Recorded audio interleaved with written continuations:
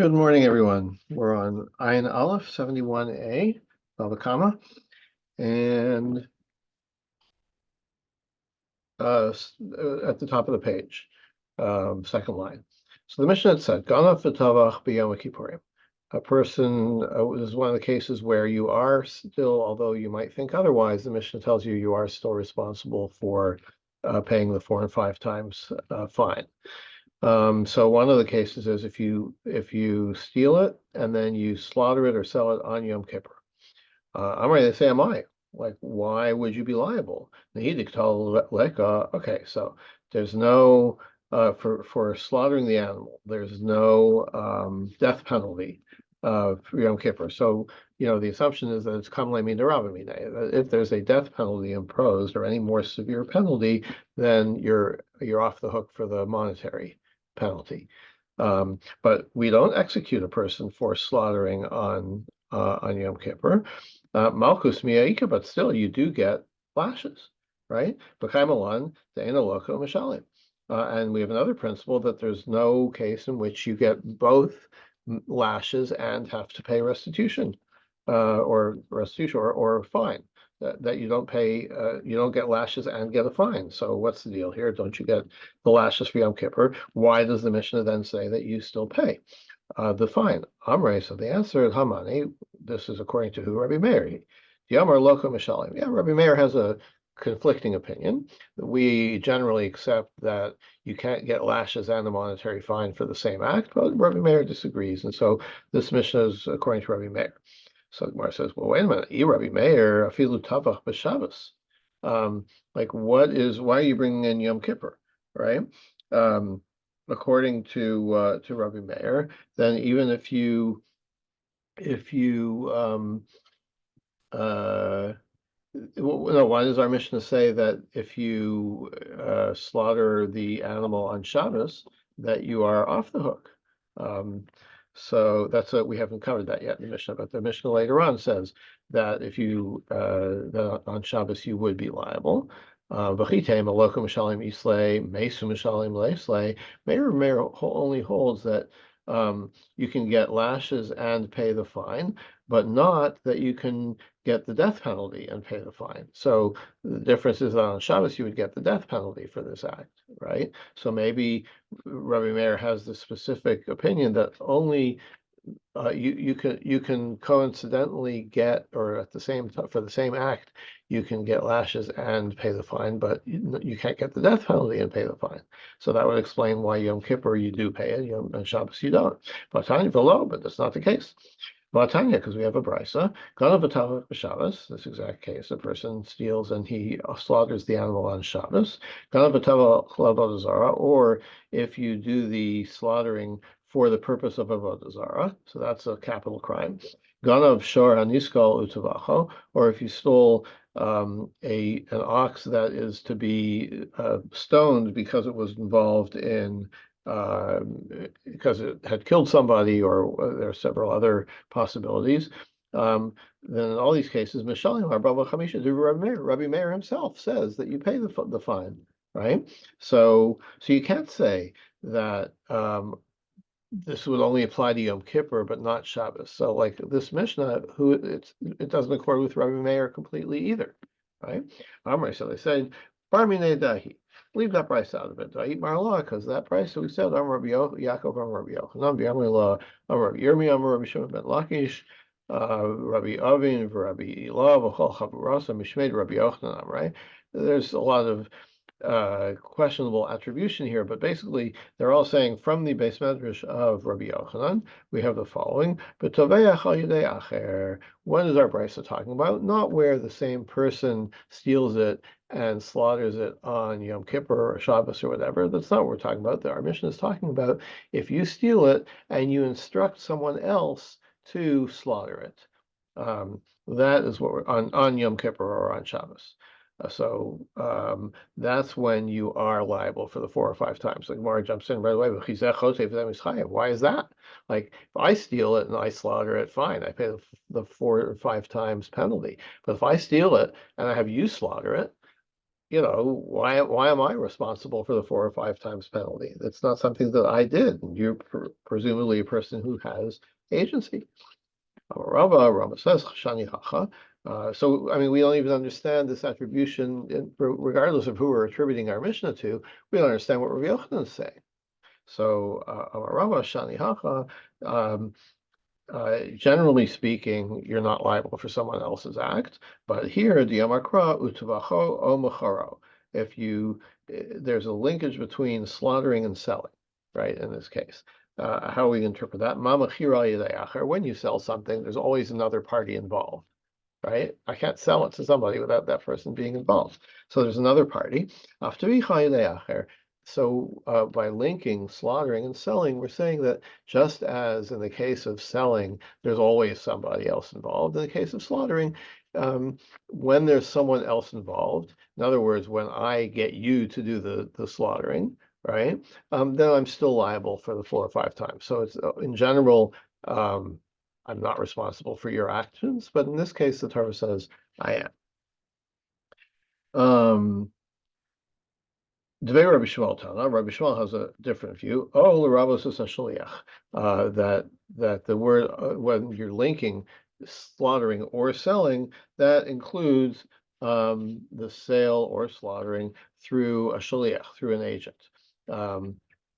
So same idea, but he's just presenting it a little differently. Just instead of calling it al yidei acher, we're specifically saying a shaliach, an agent, but the same idea. Dvei Chizkiya Tana and the Yeshiva of Chizkiya, they taught as follows: Tachas l'Ravos HaShaliach, not the word or, but Chamisha B'char Yishalim Tachas Hashar, you pay instead of or as a replacement for. That word is an extra word, and that is what's included. Not the word or, not the linking of Tvicha to Bechira, but the word Tachas Hashar as a replacement for the ox. That is the extra word that informs us that an agent, that even the slaughtering through an agent or the selling through an agent would make you liable for the fine. Okay. Maskif la Marzutra. Marzutra asks, Mi'ika mide di ilu avid ihu lo mechayev avid shaliach hu mechayev. So Rav Zutra says this leads to a kind of an interesting anomaly, right? Because if I were to slaughter the animal on Shabbos or on Yom Kippur, no, Yom Kippur. If I were to slaughter the animal on Yom Kippur, then I have to pay, right? If I have you slaughter, 1 second. No, it's Shabbos, right? Just a second. Yeah, on Shabbos. On Shabbos, because I get the death penalty, I don't have to pay. If I get you to slaughter it on Shabbos, I do have to pay. So that's an anomaly, right? So it's like if I do it, I'm off the hook, but if you do it, you're not. Then I'm not off the hook. That makes no sense.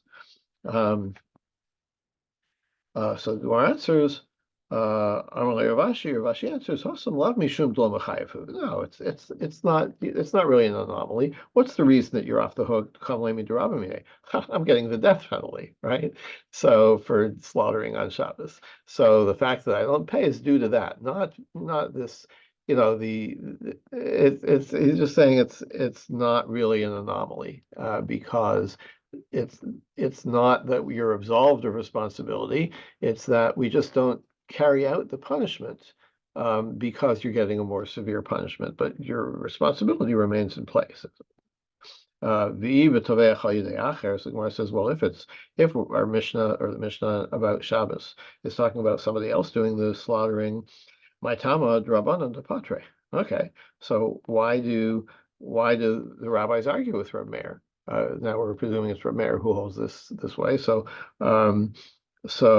like, don't they also agree that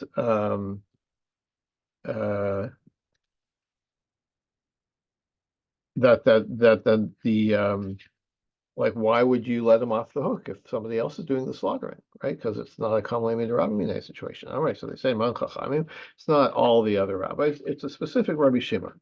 The Amar Rabbi Shimon says Shchita she'ein ru'uya lo shma shchita. You know what? A slaughtering that that is not a kosher slaughtering, like we're talking about now. This, I don't know if we've seen before, that we're not talking about just killing the ox. We're talking about a proper slaughtering with, so that the meat is kosher. So if according to Rabbi Shimon, then it's not really slaughtering, because if you do it on Shabbos, then that the meat's not kosher, right? So, or if you do it for avodah zarah, the Mishnah that's coming up, then again, the meat's not kosher, so it's not really slaughtering, because it doesn't end up being kosher. So Amri, they say bishlam avodah zarah v'shar nizkol. Okay, that explains the case in that Mishnah where if you slaughter it for avodah zarah, or you slaughter an ox that was going to be put to death, shlita she'eina ruihi, fine. El Shabbos shlita ruihi. But what about Shabbos?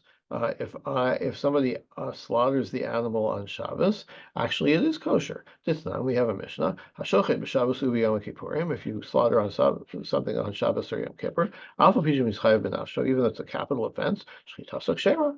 It does make the meat kosher.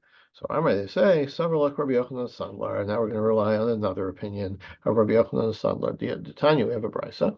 Hamabashal b'Shabbos, you cook on Shabbos. B'shogeg yochal. If you did it by mistake, then you can eat it. Now, as I think we know, not on Shabbos, but I think if I remember right, the halacha is that you wait long enough after Shabbos to have been able to cook it, and then you can eat it, right? So in other words, you've transgressed Shabbos, but the food is still kosher to eat. But if you do it on purpose, then you can't eat it. That's what Meir says. Rabbi Yehuda Omer, B'shogeg yochal b'motzei Shabbos. Here it is. If it's in shogeg, you can eat it after Shabbos. No, so Meir says you can eat it right then. You cook it on Shabbos by accident. Now it's already cooked. You're sorry that you cooked it, but you can still eat it. So Rabbi Yehuda says no, you have to wait till after Shabbos. But if it's but that doesn't let you off the hook for intentionally cooking on Shabbos, then you can never eat it. Shabbos, like Rabbi Yehuda, that if you cook it by mistakenly, you can eat it after Shabbos. La'acherim v'lo lo. Not you can't eat it, but for other people it's kosher, right? You're being penalized because you accidentally cooked it on Shabbos. It doesn't mean it's not really kosher. Other people could eat it. But if you did it on purpose, then it can never be eaten. So my Talmud Rabbi Yochanan Sandler, why does Rabbi Yochanan take this position? He got it from Rabbi Chia. The Torah says you should keep Shabbos because it's holy for you. Ma kodesh aser b'achila. So by using the word kodesh, it's kind of linking it to kodshim, to sanctified meats from the temple. Ma kodesh aser b'achila, just as sanctified things you can't eat. Af maseh Shabbos aser b'achila. So we're linking that to Shabbos. Ima kodesh aser b'ana, af maseh Shabbos aser b'ana. Does that mean that just like kodshim, you can't even benefit from it, right? You can't sell it or get any kind of benefit from it. So should that apply to food cooked on Shabbos as well? No, it says Kodesh Lachem. It is sanctified to you. Shalachem Yehei. That it still belongs to you. So if you violate Shabbos, so you're forbidden from eating it, right? But or from getting the direct benefit of it, but it's still yours in the sense that you can benefit from it. You can't eat it, but you can sell it or whatever. Maybe this also applies to accidental cooking. It continues by saying those who desecrate Shabbos will be put to death.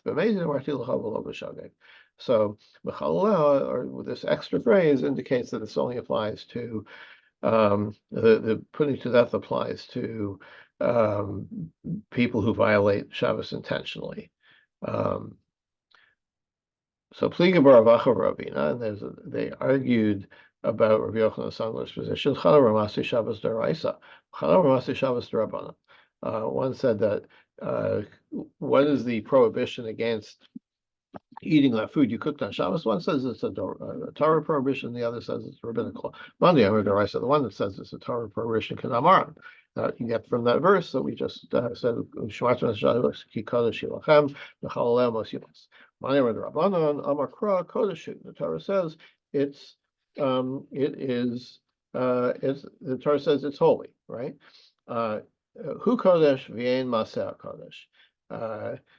It's the Shabbos is holy, not and not the things that you do on it. The things that you do on it don't become like cherem, don't become like they're consecrated. Okay, so it's a different interpretation of this pasuk, and it's only a rabbinic rule that was instituted to prevent you from eating it.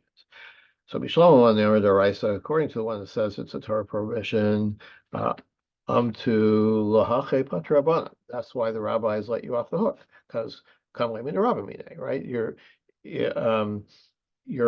getting the if it's a Torah prohibition, consuming then it's not, then the shechita is no good. And that's why they let you off the hook. If it's only a rabbinical prohibition, that shouldn't enter into the Torah liability of for the fine. So Gemara answers Ashara, that they're only talking about the other two cases, about the Zara Bashar and Iskal. They're not talking about Shabbos. That's a very kind of desperate way to get out of it. But there it is, that we're saying that in that Mishnah, when the rabbis dispute Rabbi Meir, it's only on the cases of Avodah Zarah and Shar Niskal, where you slaughter the animal for those reasons, and therefore we definitely agree that the meat is not kosher. In the case of Shabbos, where the meat would be kosher, if you take the view that it's only a rabbinic prohibition, but from the Torah it's kosher, they don't argue with Rabbi Meir. Okay. Rabbi Meir, Amay Mechayev Shochet L'Avodah Zarah. We're going to examine again Rabbi Meir. Why does he say that that you do have to pay the fine if you slaughter for Avodah Zarah? Kevan the Shacha B'Porta, once you start the Shechita Asra, right? You've started doing something for Avodah Zarah, then everything becomes contaminated by this idea of Avodah Zarah, and you haven't finished the Shechita yet. Idach Yisrei Hanahu. So when you complete the Shechita, it's already been designated as Avodah Zarah, so you're not liable to a death penalty for completing the Shechita. Completing the Shechita,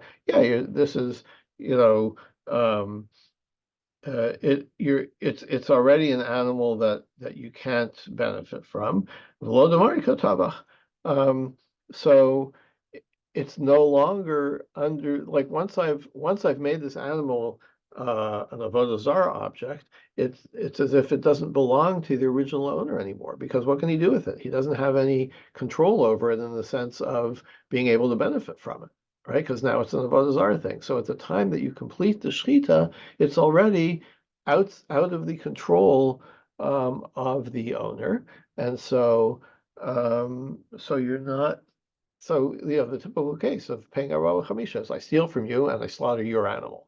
But now it's not your animal in that sense anymore when I finish the slaughtering. So maybe I should be off the hook for the fine. Amarava, Biomer, Bigmar Zifa, Zivicha, who so it would only apply, this Mishnah would only apply to a case where the designation of Avodah Zarah is specifically at the end of the Shechita. Okay, so again, we're kind of threading a needle here. Now, Shar Niskal, Isare Hanadinu, Lavdik Mari Katavach. Okay, you could say that about the slaughtering for Avodah Zarah, where you can parse this as I only made it for Avodah Zarah at the end of the Shechita. What about Shar Niskal, right? The Shar Niskal, it's already, before you start, it's already a Shar Niskal. It's already outside of the control of the owner, right? So why are you liable for the 4 or 5 times? Fine.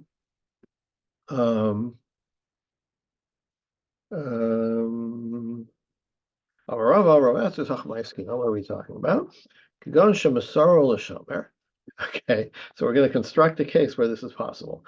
Um, you, the owner of the ox, gave it to someone else to watch, right? So the hizik beves hashomer, and the incident where it became liable to be a shar in the skull, in other words, it killed somebody, took place in the under the watch of this shomer. Um, V'hua beves shomer, and then they had a court case about it, and they determined that this is a Sharni skull. V'nigmar Vaisa Shomer. This whole thing, the court case concluded while it's under the control of the Shomer. Rabbi Meir Savar like Rabbi Yaakov, and Rabbi Meir would hold like Rabbi Yaakov. Savar like Rabbi Shimon. What do we mean? Savar like Rabbi Yaakov. What's Rabbi Yaakov's opinion? Yamar af mishenigmar dino hechaziro shomer lebalim muchsar. Rabbi Yaakov says, if this all took place in the domain of the watchman, of the person who's watching it for you, and after the verdict is completed, now I send it back to you, then that's it's considered um, returned, right? Like, here's your ox back, even though when you gave me the ox, it was a fine ox, and now it's a Sharnisko, right? It's valueless now because nobody can do anything with it, right? So Rabbi Yaakov says, nonetheless, if I give it back to you, I've fulfilled my watchman responsibilities. Savar Rabbi Shimon, and he holds like Rabbi Shimon, Diamar Davar Agorim Lamamon Kumamon Dame.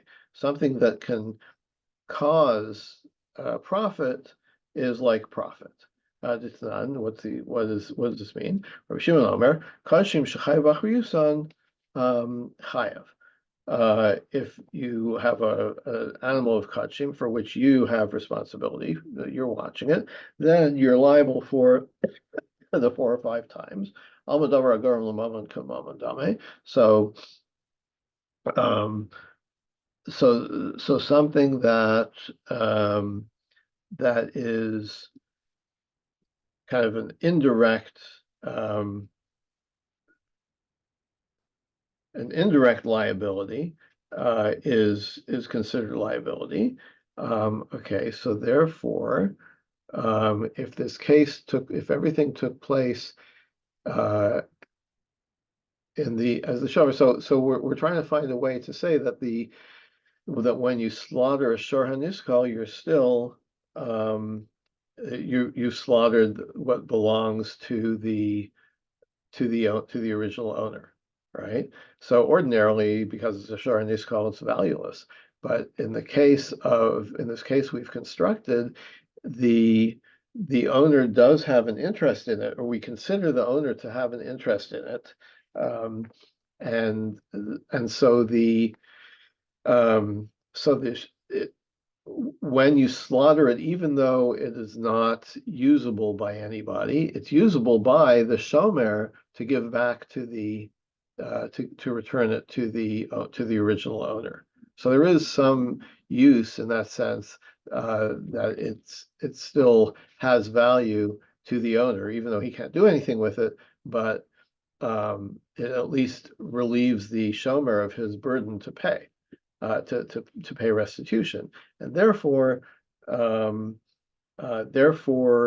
when you slaughter this shor haniskal, it's still as if it has value, and that's how we can say that that's how we can resolve Rabbi Meir's opinion.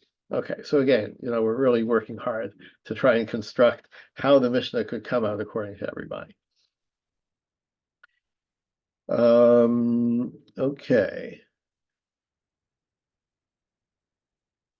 Amar of Kana.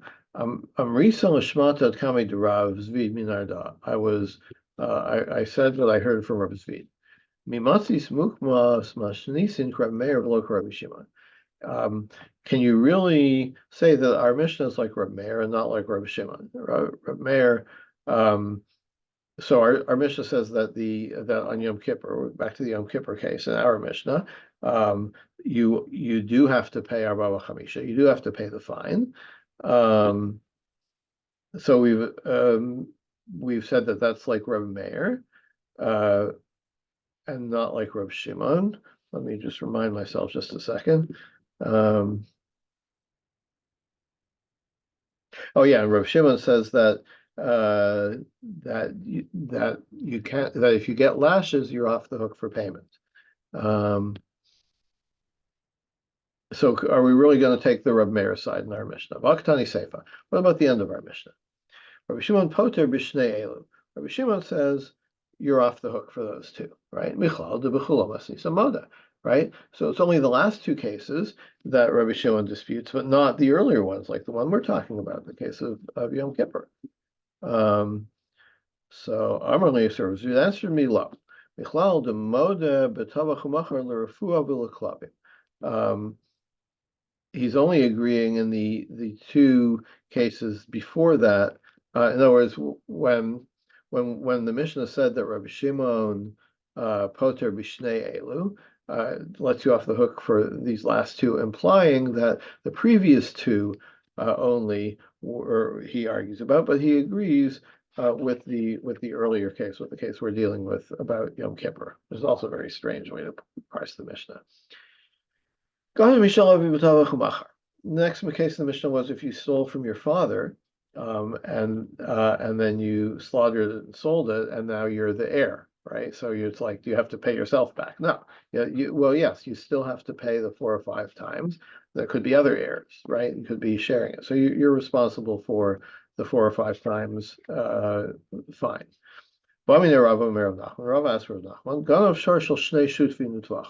So this would be very similar to if, let's say, it's me and my brother who are inheriting, right? So I should still have to pay because it's like stealing from stealing a shore that belongs to two partners. And I come and admit to one of the partners, yeah, I did it. I stole it, and I did fichol l'chira. In the case where you admit without being, accused and tried and everything, but if you come forward and admit it, then you certainly have to repay the theft, but you don't have to pay the fine, right? But I've only admitted to one of the partners. So what about the other one? So do I pay his share of the 4 and 5, so 2 or 2.5 times to that other guy who I didn't admit it to, or not? So, no, it's 4 or 5 times is a set amount. Like if you're off the hook for a part of it, then we cancel the whole thing. No, we could say the 4 or 5 times of the value of whatever you're responsible for still paying back, right? Or for still paying. Do we split in the case of shutfin, of partners? So he answered, no, either you pay the 4 or 5 times to everybody, but if any part of the ownership you wouldn't pay the 4 or 5 times, then you're off the hook altogether for the fine. So then, if that were the case, Esvei asked from our Mishnah,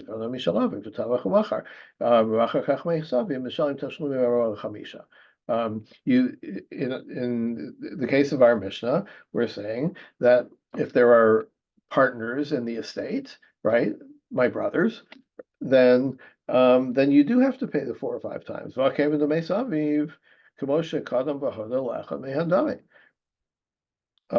would be the same kind of thing. Like, I'm off the hook for paying to myself, right? You don't have to pay yourself a fine, right?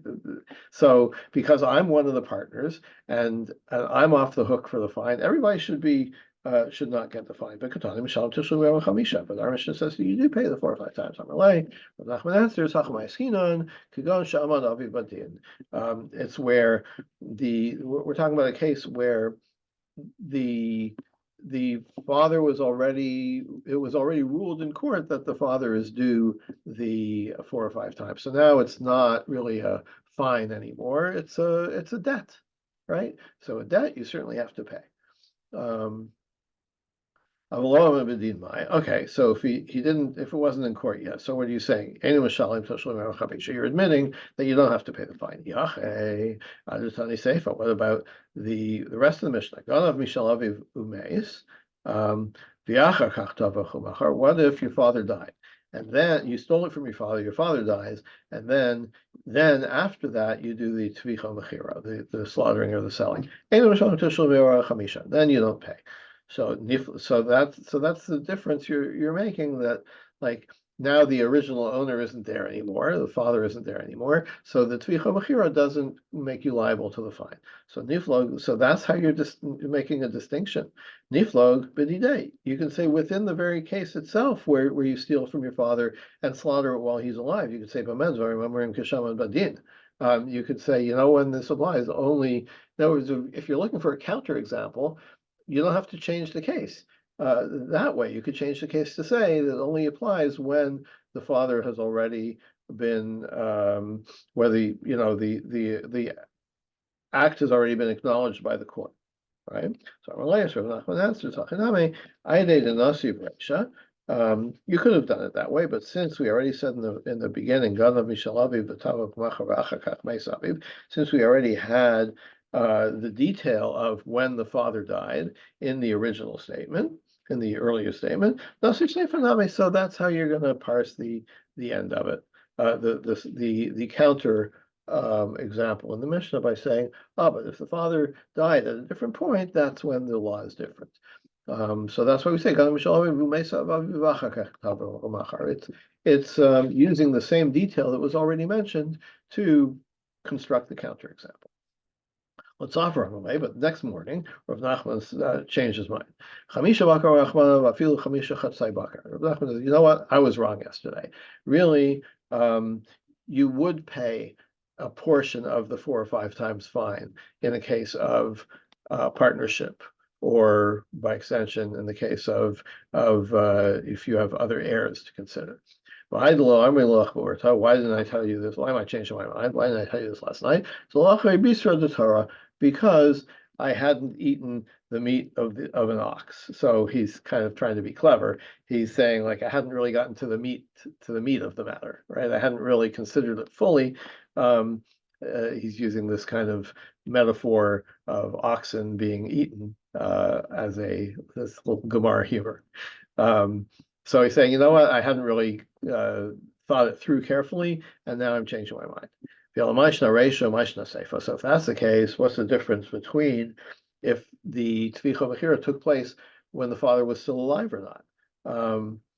So if the court can still give you like the partial 4 or 5 payments, or to only some of the party, then you should be liable even in the case where the father dies in the middle of the story, right?